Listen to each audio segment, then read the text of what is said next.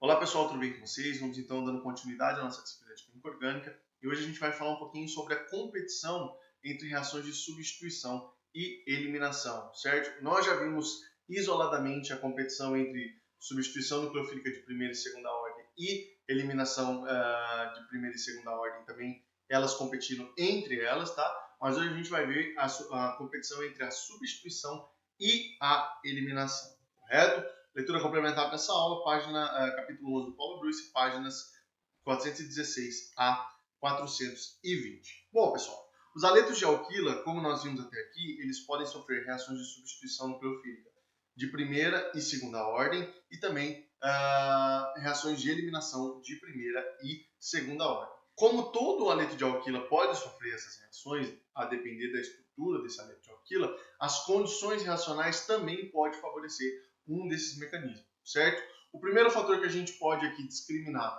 para falar qual o tipo de reação esse aleto de alquila vai sofrer é se esse aleto de alquila pode ou não, tem ou não estabilidade para formar um carbocátion. E aí nós já dividimos essas reações basicamente em dois grupos, correto? Se a gente considerar inicialmente um aleto de alquila primário, nós podemos dizer sem sombra de dúvidas que ele vai sofrer apenas reações de SN2 e de E2, certo? Apenas reações concertadas que não passam por intermediários carbocáticos. A gente pode dizer isso com toda certeza, certo, pessoal? Então, tem um aleto de alquila primário, nós sabemos que ou é uma SN2 ou é uma E2. Não há possibilidade de ter uma SN1 ou uma E1.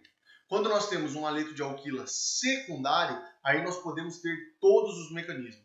SN2, E2, que são reações que não passam por carbocátion, ou podemos ter uma SN1 e 1, que são reações que vão passar por carbocátions. As reações de SN2 e E2 vão ser favorecidas quando nós tivermos bases ou nucleófilos fortes carregados negativamente, tá? Quando nós temos ali uma espécie que é mais reativa, carregada com carga negativa concentrada sobre um átomo, e as reações de SN1 e 1 vão ser favorecidas quando nós tivermos nucleófilos ou bases fracas, em geral neutras, certo? Quando nós consideramos aqui a SN1 e a E1, nós podemos ter tanto a substituição quanto a eliminação, tá? É difícil ter algum tipo de controle sobre essas reações para formar a SN1 ou a E1, porque forma o carbocátion e o carbocátion é muito reativo, certo? Então, uma vez formado o carbocátion, pode ter a eliminação e pode ter a substituição direta no carbocátion.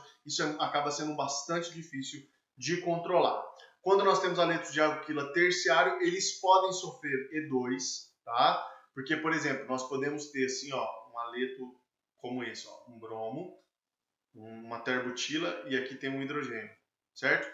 Então, uma base pode vir aqui, ó, abstrair esse hidrogênio, os prótons vêm para cá e sai o bromo, nós formaríamos esse aleto aqui, ó. Desculpa, nós formaríamos esse alceno aqui, certo? Então, um aleto de alquila terciário pode sofrer uma E2, ele só não pode sofrer uma SN2, porque o impedimento estérico é muito alto para que um nucleófilo se aproxime pelo lado oposto da ligação carbono-halogênio. Obviamente, vai formar um carbocátion muito estável e pode sofrer reações de SN1 e 1, certo, pessoal? Então, esse aqui é um overview mais ou menos de como esses aletos de alquila se dividem com a possibilidade ou não de formar carbocátions. Percebam que o caso mais complicado e complexo que nós temos são os aletos de alquila secundários, tá? Porque ali tudo meio que pode acontecer e a gente tem que meio que controlar esses parâmetros para tentar selecionar um dos mecanismos. Se a gente tiver que escolher entre reações de SN2 e E2, que vão acontecer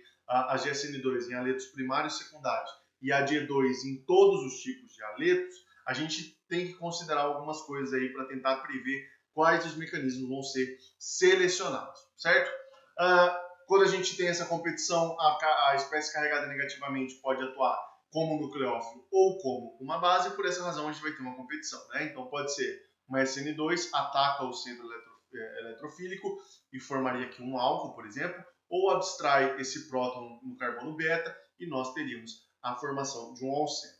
Os fatores estruturais dos aletos de alquila que vão afetar diretamente são o seguinte: reações de SN2 vão funcionar muito bem com aletos primários, tá? vão funcionar muito bem mesmo. Já reações de E2 funcionam muito bem com aletos terciários. Por que terciário? Porque daí nós formamos um alceno mais substituído. É o caso que eu mostrei anteriormente para vocês. Ó. Eu tenho aqui o brometo de terbutila.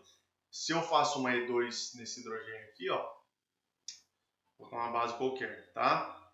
Se eu faço uma E2 nesse hidrogênio, eu vou formar um alceno com duas metilas, tá? Se eu tenho um secundário e faço uma E2 aqui, eu formo um alceno com uma metila só, tá? Então eu vou perdendo o grau de substituição desse alceno. Por isso que E2 vai funcionar muito bem com aletos terciários secundários, tá? E a SN2 já vai funcionar bem com aletos que não têm impedimento, como por exemplo primário.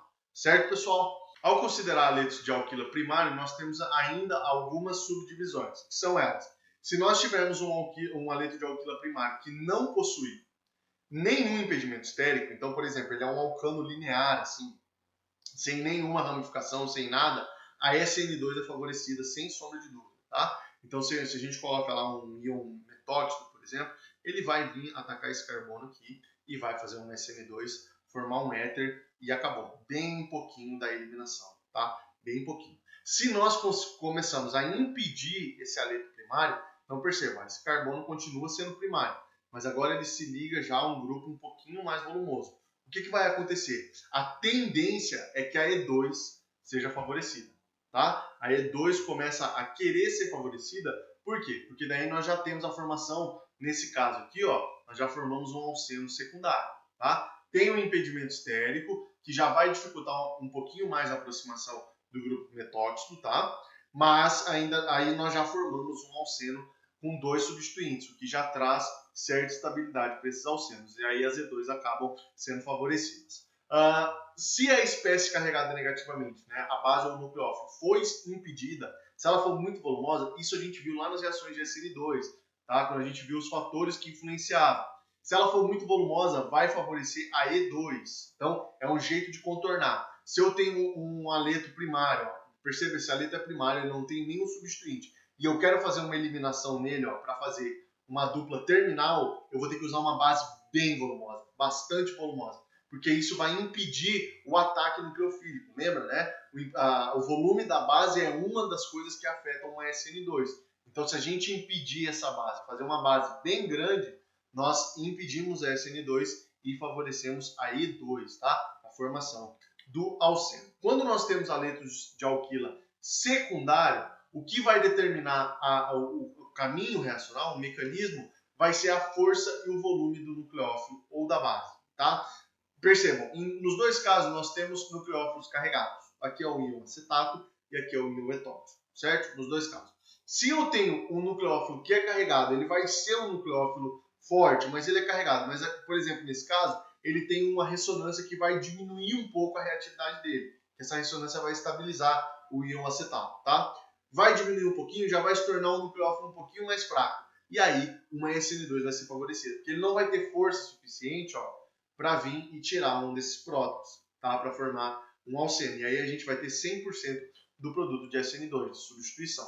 Já se a gente usa um nucleófilo bem forte na reação, como o íon metóxido e assim por diante, tendo um aleto de alquila secundário, percebam que a gente favorece, ó, a formação do alceno, tá? Acaba favorecendo o alceno porque ele vai preferir tirar esse próton aqui do que atacar o centro eletrofílico, porque ele é muito básico, tá? Oxigênio carregado negativamente é bastante básico mesmo, tá? Uma outra forma de alterar a seletividade quando nós temos aleto secundário entre as reações de SN2 e E2 é aumentar a temperatura da reação. Pessoal, sempre que eu aumento a temperatura de uma reação, eu favoreço a E2, tá? A E2 é uma reação ácido-base, ela é um pouquinho mais difícil de acontecer e ela é favorecida com temperatura. Então, essa é uma forma de jogar também. Quando eu quero substituição, eu geralmente faço temperatura ambiente. Quando eu quero eliminação, eu começo a subir um pouquinho a temperatura dessa reação, que vai favorecer as eliminações, tá? Então, em aletos de alquila secundário, o aumento da temperatura favorece as reações de eliminação, que é esse caso aqui, ó. Eu tenho o íon hidroxila e o mesmo 2-bromopropano, tá? O que vai acontecer? Fiz a reação a 45 graus, aqui eu tenho uma mistura quase que 1 para 1 do álcool, né, do produto de substituição, e do produto de eliminação.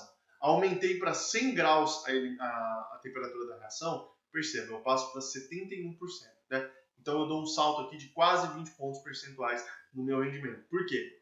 O aumento da temperatura tende a aumentar a formação do produto de eliminação, certo, pessoal? Não se esqueçam dessa informação, tanto na Z2 e comparação SN2 e E2, como nas comparações SN1 e E1, certo? Essa foi a nossa aula de hoje. Muito obrigado pela atenção de vocês. Nós vamos tratar desses pontos, essas nuances da seleção de cada uma das reações nos exercícios e nos vemos na nossa próxima aula. Um forte abraço a todos.